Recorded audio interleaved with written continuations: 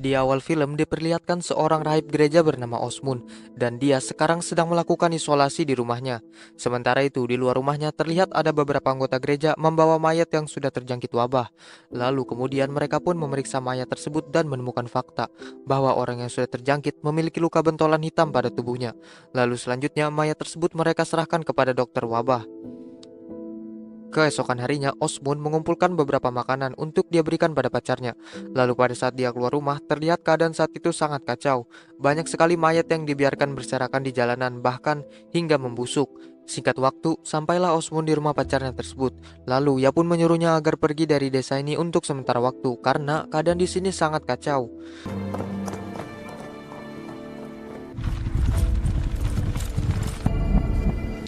Singkat cerita, datanglah ksatria yang bernama Ulrik dan bawahannya Swir. Mereka diutus oleh uskup untuk mencari kebenaran tentang sebuah desa di hutan belantara yang tidak terjangkit wabah sama sekali. Tak banyak basa-basi, Ulrik pun meminta kepada pendeta agar seseorang bisa memandunya ke desa tersebut. Osmun yang mendengarnya langsung mengajukan dirinya. Sempat terjadi sedikit cekcok antara Osmun dan pendeta, tetapi karena Osmun yang mengetahui di mana letak desa tersebut berada, si pendeta pun mengizinkannya. Dan ternyata hutan belantara yang dimaksud itu adalah hutan Dentwich, yang dimana pacarnya Osmun juga pergi ke sana. Keesokan harinya, Osmun bersama Ulrik pergi ke tempat para ksatria lainnya.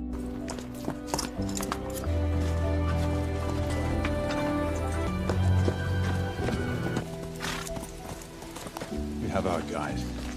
How much does he know? Ulrich was frugal, shall we say. Truth. Faktanya Ulrik sudah mengetahui bahwa semua warga di desa tersebut merupakan para penyihir dan pengikutnya. Dan di desa tersebut juga ada seorang penyihir yang memiliki ability untuk menghidupkan kembali orang mati. Karena kabar tersebut sampai ke telinga uskup, lalu ia pun memerintahkan Ulrik beserta kawanannya untuk membakar si penyihir. Oi! Ivo was captured. When old is a man to leave alone. Unless Dallywag. He's a tot.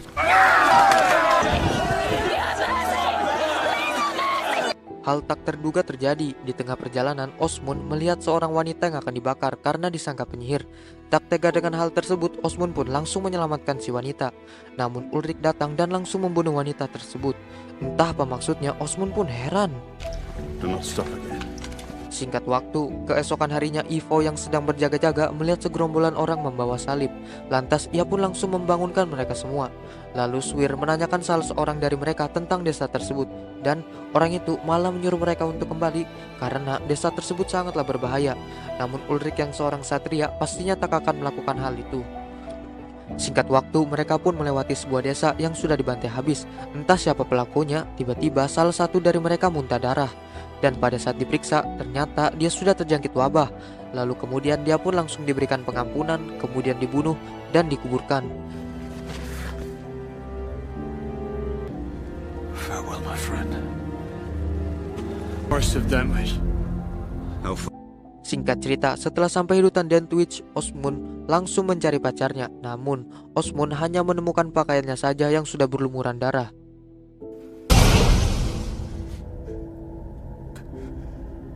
Dia pun langsung berlari gasruk-gasrukan menuju kawanannya lalu membangunkan mereka semua. Kemudian terjadilah baku hantam di antara mereka dan para bandit. Dengan mudahnya kawanan Ulrik membantai mereka semua dengan sangat beringas. Ada yang lehernya digigit, dikampak, dibuntungi kepalanya, disembelih, bahkan ditabuk hingga bucat. Di sisi lain, Osmun juga diserang oleh salah satu bandit. Beruntung Ivo menyelamatkannya. Namun dia pun mati karena terkena tusukan di bagian kepala. The village lies beyond the marsh. Identify the heretic. Singkat cerita, mereka pun sampai di desa tersebut. Tanpa banyak pikir panjang, lalu mereka pun langsung memasuki desa itu. Tak lama kemudian datanglah om-om bernama Hop. Agar niatan mereka tidak ketahuan, Ulrik pun mengaku singgah ke desa ini untuk beristirahat sejenak. Karena barusan diserang oleh para bandit di hutan tadi. A place to rest, nothing more. Then you are welcome. Terlihat, Hop sangat ramah sekali pada mereka, seperti tidak mencurigai mereka sama sekali. Tak hanya itu, Hop juga menawarkan mereka pengobatan dan penginapan.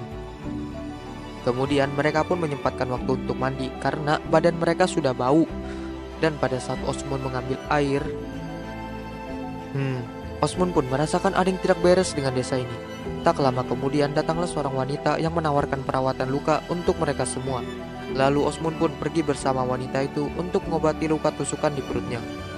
Saat sedang diobati, Osmond menanyakan pada wanita tersebut, "Apakah kau punya suami?" Wanita tersebut menjawab, "Iya, tapi dia sudah dibunuh oleh orang sepertimu."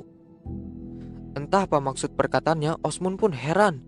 Hal tersebut membuatnya merasa sedikit terganggu, ditambah lagi obat dari si wanita tersebut dalam hitungan detik bisa menyembuhkan luka yang dideritanya, dan itu sangat aneh. Di sisi lain, saat sedang berkeliling desa, Ulrich menemukan satu-satunya gereja di desa tersebut. Namun anehnya, gereja itu seperti tak pernah digunakan. Lalu pada saat di luar, Ulrich juga melihat salah seorang gadis di desa tersebut menggunakan kalung yang tak asing baginya. Yang faktanya, kalung tersebut merupakan kalung yang hanya digunakan seorang pimpinan kesatria seperti Ulrich. Dan kalung itu adalah milik sekelompok orang yang ditugaskan uskup untuk menjalankan tugas ini sebelum Ulrich. Namun anehnya, mereka semua tak ada yang kembali pulang. Maka dari itu, uskup pun memerintahkan Ulrich untuk mencari kebenaran terkait hal tersebut. Kemudian, tanpa banyak basa-basi, Ulrich pun langsung menghampirinya dan merampas kalung tersebut.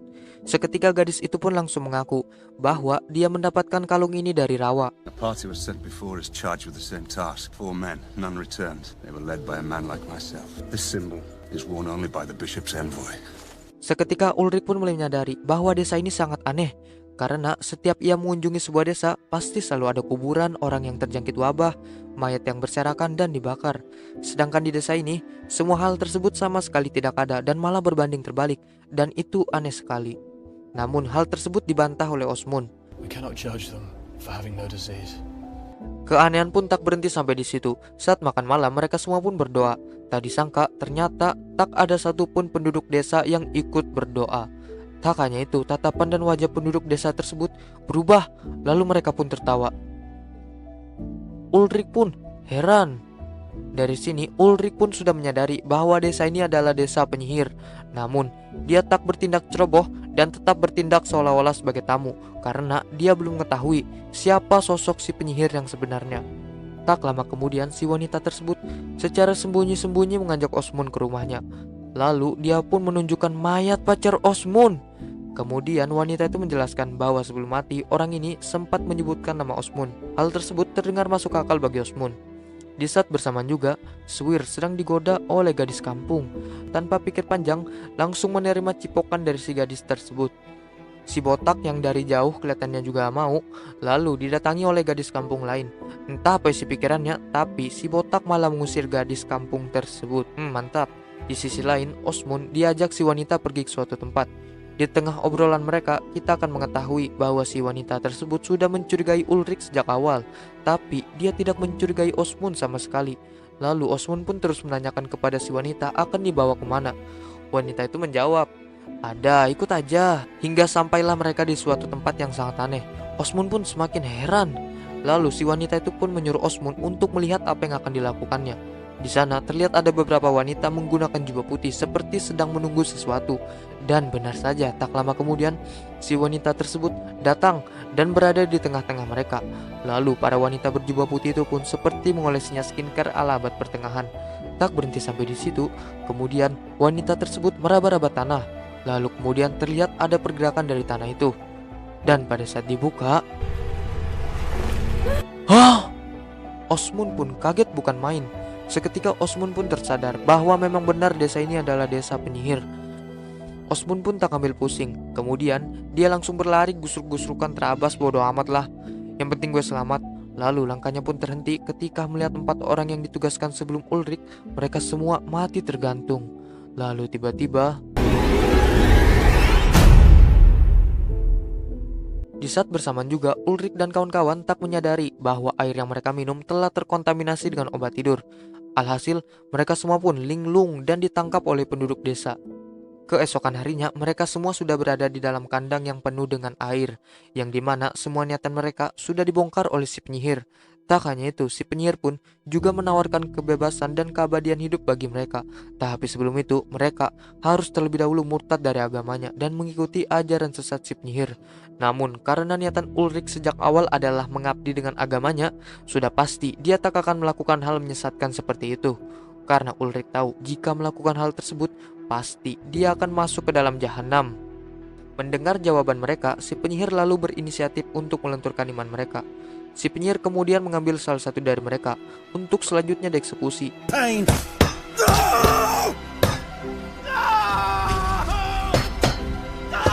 Akhirnya, ia pun modar.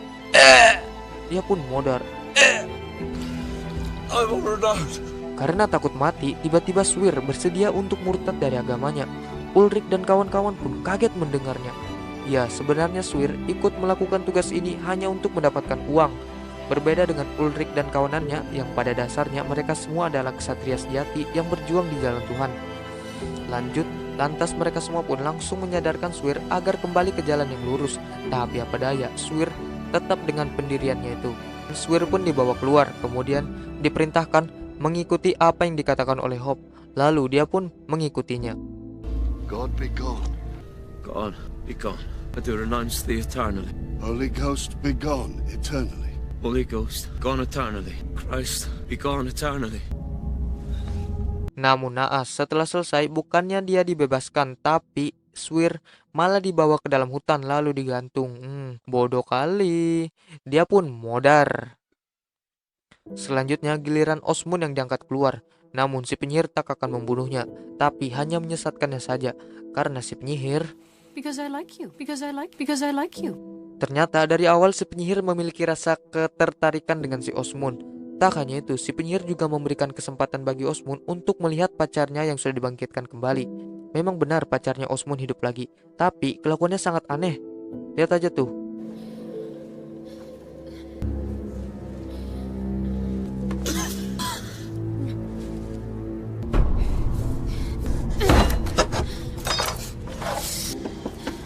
Kurang-kurang anjir. Osmond pun tak ambil pusing. Kemudian ia langsung merukyahnya lalu membunuhnya.